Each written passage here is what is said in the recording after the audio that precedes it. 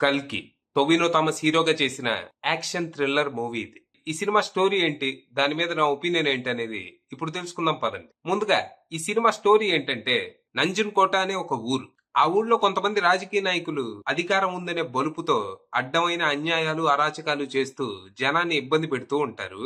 అధికార పార్టీ నాయకులు అవటంతో పోలీసులు కూడా ఏమీ చేయలేక చేతులు కట్టుకొని చూస్తూ ఉంటారు.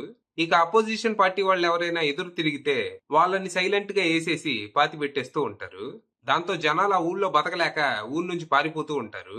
ఇక ఈ ఊరిని కాపాడేవాడే లేడా అనుకుంటున్న టైంలో ఆ ఊరికి కొత్తగా ఒక పోలీస్ వస్తాడు. తనే మన హీరో కల్కి. వచ్చి రావటంతోనే రౌడీలందరినీ చితక్కొట్టి రాజకీయ నాయకులందరికీ వార్నింగ్ ఇస్తాడు. నేను ఈ ఊళ్ళో ఉండగా ఎవడైనా చట్టాన్ని మీరి ఎక్స్ట్రాల్ చేస్తే మొహమాటం లేకుండా ఎన్కౌంటర్ చేస్తానంటాడు. అలా మన హీరోకి ఆ రాజకీయ నాయకులకి మధ్య యుద్ధం మొదలైద్ది. మరి తర్వాత ఏం జరిగింది, వాళ్లతో మన హీరో ఎలా పోరాడాడు, ఆ ఊరిని ఎలా కాపాడాడు, చివరికి ఆ ఊళ్ళో శాంతి తీసుకొచ్చాడా, ఊరు నుంచి పారిపోయిన వాళ్ళందరినీ వెనక్కి తేగలిగాడా, ఇలాంటివన్నీ మీరు సినిమా చూసి తెలుసుకోవాలి.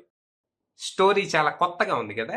ఈ కొత్త కథని అంతే కొత్తగా తీయటంతో సినిమా చూస్తున్నంతసేపు అబ్బా ఇంకెంతసేపు రా ఇది అవదా ఇది ఇది అనేలా చేశారు. అంటే ఇలా ఒక ఊరు, ఆ ఊళ్ళో ఒక వేస్ట్ గాడు, వాడి వల్ల ఆ ఊరికి ఒక సమస్య, తర్వాత ఆ ఊరికి కొత్తగా వచ్చిన మన హీరో వాడి తాట తీసి ఊరిని కాపాడటం.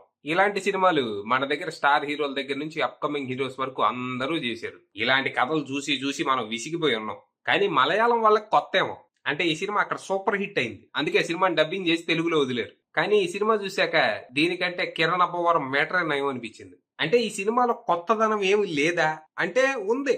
అంటే మామూలుగా కమర్షియల్ సినిమా అంటే హీరోయిన్ తో లవ్ స్టోరీ, కామెడీ, సాంగ్స్ ఇలా ఉంటాయి కదా. ఈ సినిమాలో అలాంటివి ఏమి ఉండవు. అంటే ఇందులో సంయుక్త మీనన్ ఉన్నప్పటికీ తను హీరోయిన్ కాదు, జస్ట్ ఏదో ముష్టి character. So heroine, comedy, songs లాంటివి ఏవి లేకుండా స్ట్రైట్ ఫార్వర్డ్ యాక్షన్ థ్రిల్లర్ లా ఈ సినిమా తీశారు. కానీ సినిమాలో ఎప్పుడు ఏం జరిగిద్దో మనం ఈజీగా ప్రెడిక్ట్ చేసేలా ఉండటంతో సినిమా ఎక్కడా ఇంట్రెస్టింగ్ గా లేకుండా చిరాకు తెప్పించింది. పాత కథ తీసుకున్నప్పుడు సరికొత్త స్క్రీన్ ప్లే రాసుకోవాలి. అలా కాకుండా పాత కథకి పాచిపోయిన స్క్రీన్ ప్లేనే రాసుకుంటే ఎలా?